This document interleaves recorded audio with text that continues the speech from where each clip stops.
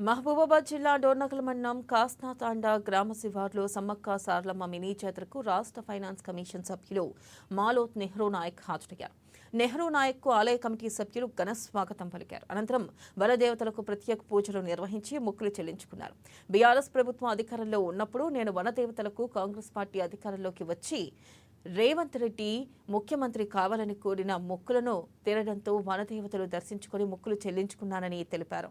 ఇక కోరిన కోరికలను భక్తులకు సమ్మక్క సారలమ్మ తల్లుల వరాలు ఇస్తారని తెలిపారు. కాంగ్రెస్ ప్రభుత్వంలో దళార్లకు చోటు లేకుండా ప్రజాపాలన సాగుతుందన్నారు నెహ్రూ నాయక్.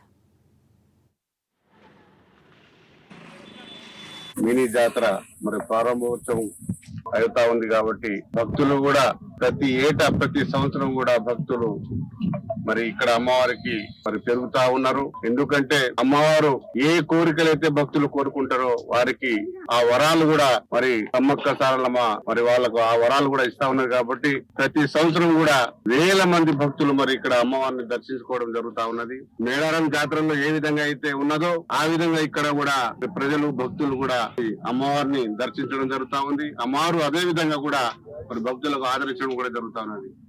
నేను గత తెలంగాణ ప్రభుత్వం రాకముందు అమ్మవారికి తెలంగాణలో కాంగ్రెస్ ప్రభుత్వం రావాలని చెప్పి కూడా, అలాగే రేవంత్ రెడ్డి గారి ముఖ్యమంత్రి అవ్వాలని చెప్పి కూడా నేను ఇక్కడ మొక్కడం జరిగింది.